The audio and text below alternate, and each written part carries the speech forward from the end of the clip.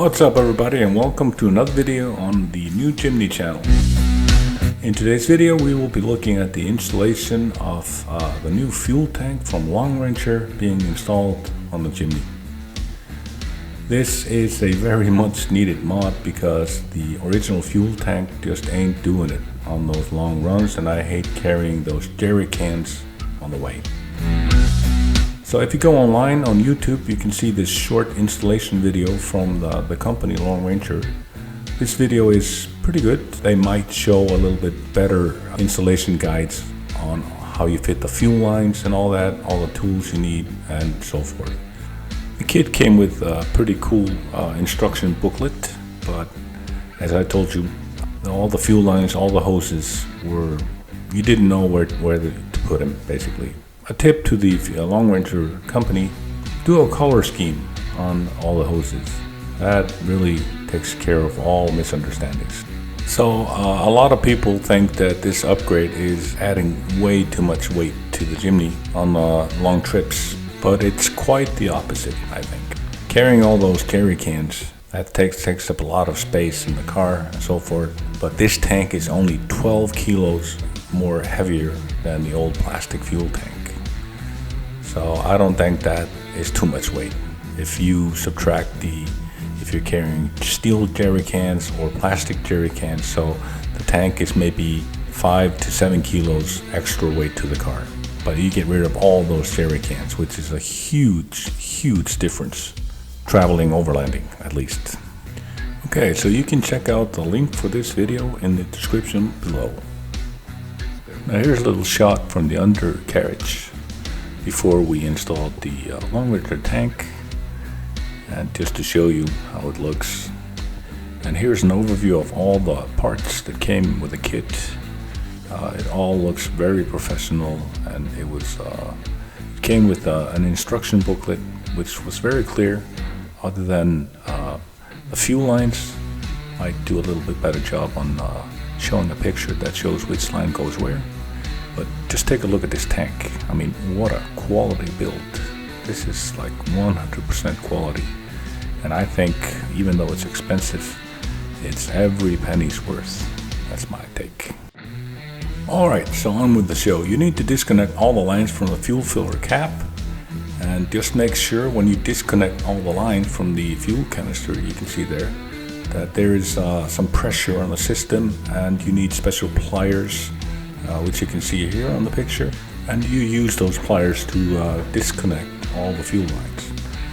Alright, so the old fuel tank is out, and you can see the size different, and there's a lot of size different. This is like a 40-liter tank and an 80-liter tank. Okay, next up you need to replace the bracket for the handbrake, which is underneath there. You can see my man Astor, he's trying to release the handbrake bracket. You can also see underneath there that we did a lot of metal cutting, and make sure you apply anti-corrosive paint to prevent rust in the future. Alright, so now we got the old fuel tank out and we have it on the table, and we need to transfer the fuel cradle to the new Long Rancher tank. Now basically that would be an in and out procedure. We would only have to change the fuel level floater.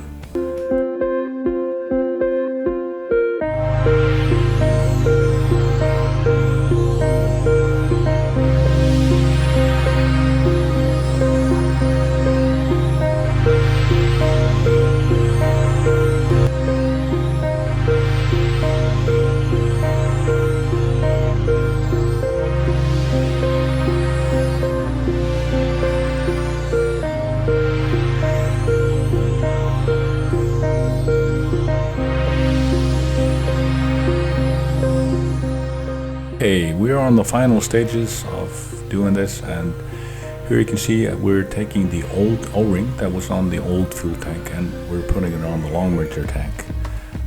It doesn't come with a kit, so you need to remember you need to replace that with the old O-ring. So we put the cradle back in and make sure that everything is fastened and secured, because you don't want a leak coming from there. Very important stuff you need to do there.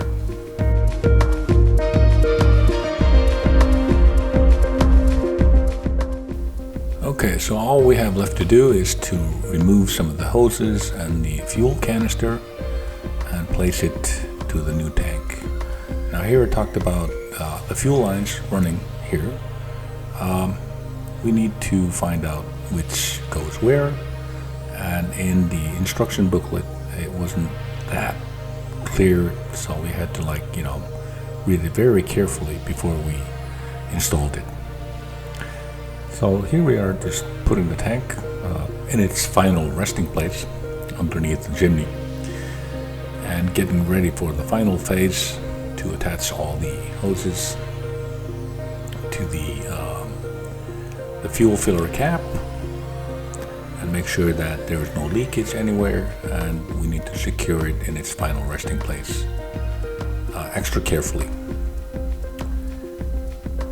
So here you can see the fuel tank in its final place, and I like to apologize for the different color scheme because the GoPro was acting up. Next is the exhaust, and here we are doing the welding.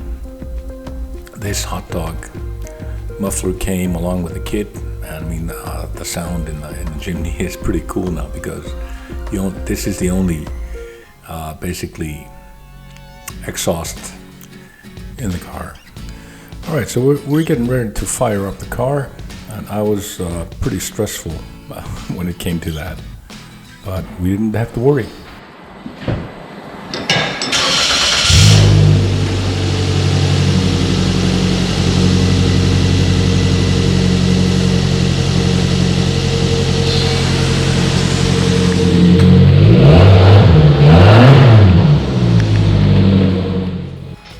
Alright, so we were ready to get the vehicle out.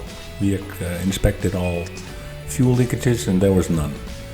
So I had to fill up the auxiliary tank first, and we put in there about 10 liters, and also you had about 10 liters in the long range tank before we started pumping.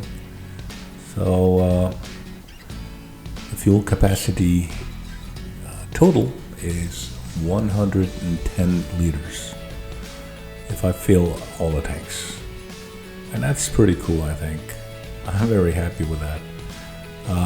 I will post a video later on showing the range, how far the Jimny goes on when everything is full, and it'll be interesting to see.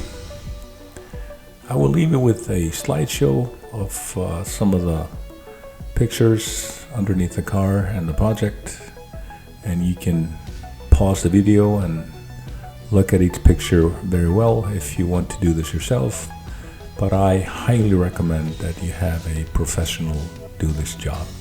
This is not an amateur job or for an amateur to do. So I want to thank you for watching this video. Please like, share and subscribe.